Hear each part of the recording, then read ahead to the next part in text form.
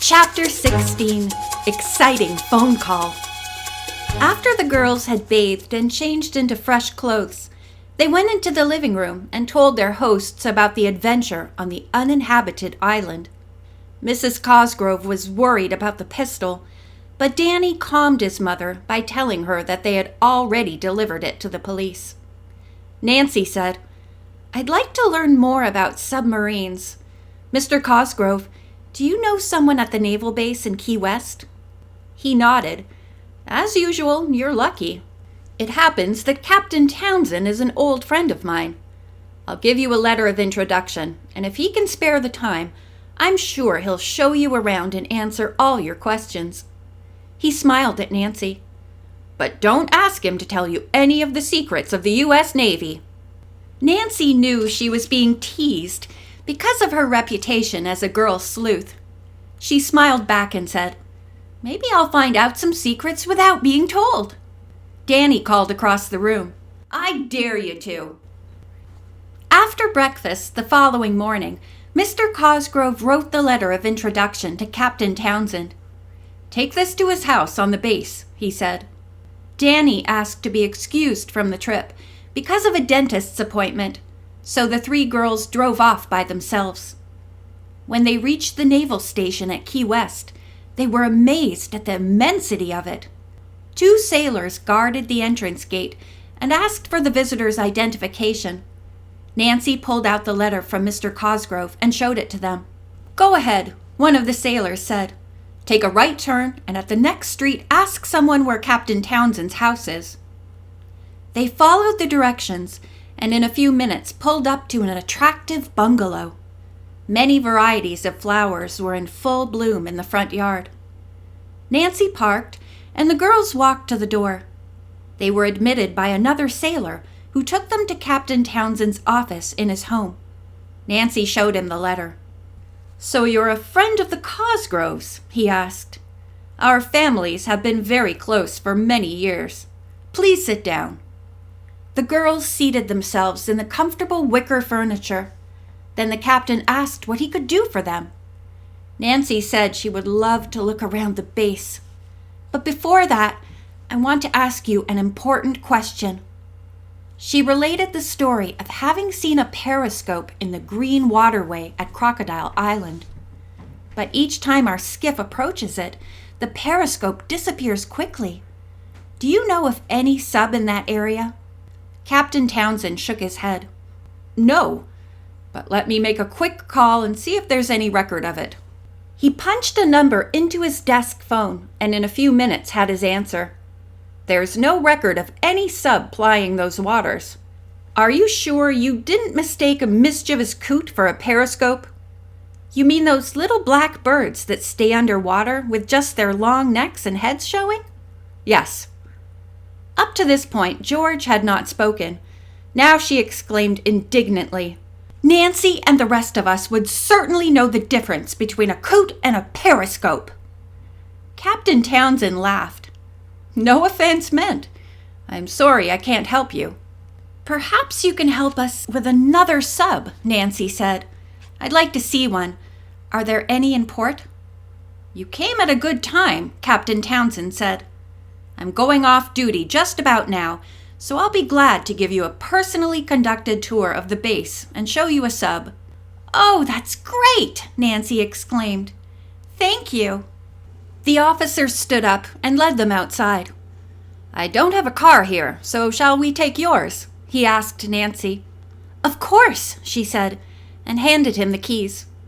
He climbed behind the wheel and drove the girls up and down the various streets of the base, pointing out office buildings, barracks, recreation centers, and the air station.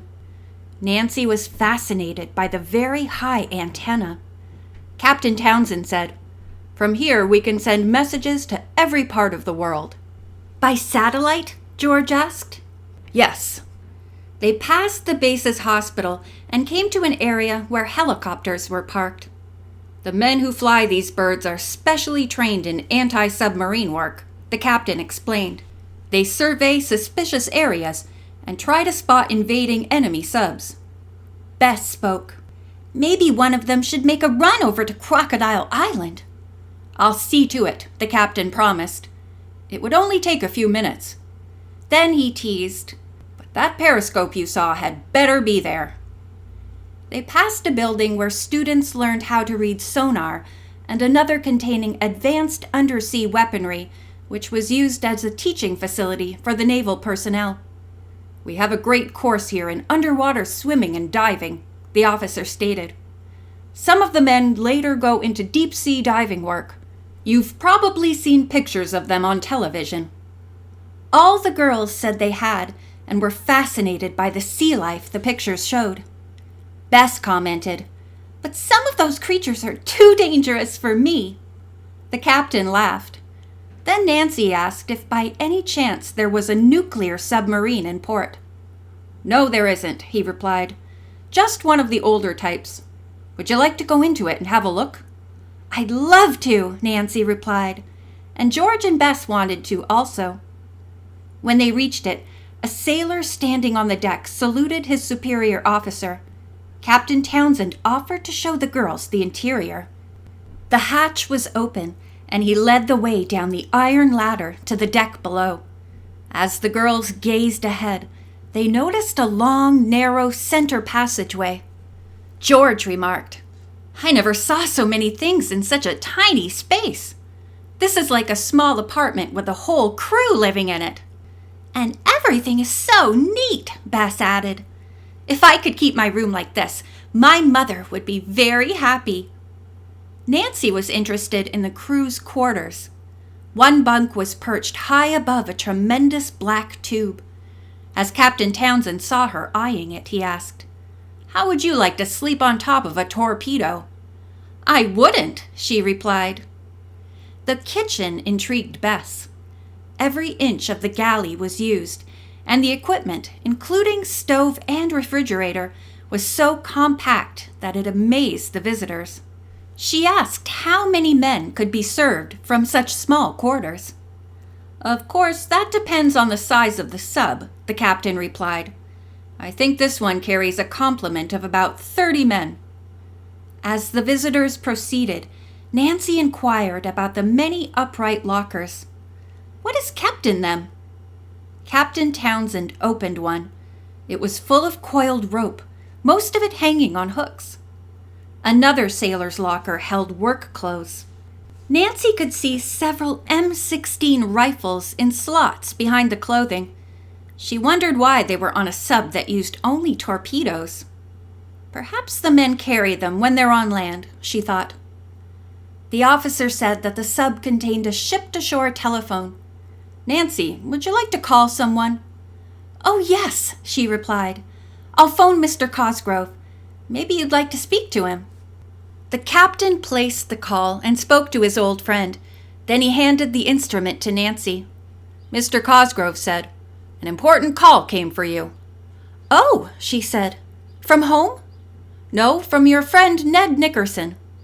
Nancy could feel her face reddening. "He and Bert and Dave would like to come down here and see you. Ned said he'd call again for an answer. Mrs. Cosgrove and I would be happy to have them stay with us."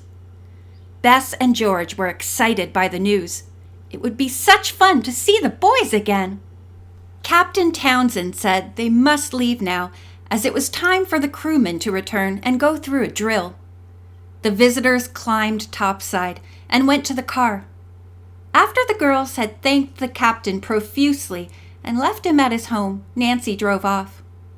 On the way to the Cosgroves, she said, "I have an idea. How about the boys staying with Mr. Gonzalez instead of at the Cosgroves? Gimler and Sacco don't know them, so Ned, Bert, and Dave might pick up some good tips." The other girls liked the idea, so Nancy drove to Mr. Gonzalez's club. They all walked inside. The man at the desk recognized Nancy and said, "Miss Boonton, are you looking for Mr. Gonzalez?" "Yes, I am," she replied. "Is he here?" Fortunately, Mr. Gonzalez was there. He came to meet Nancy.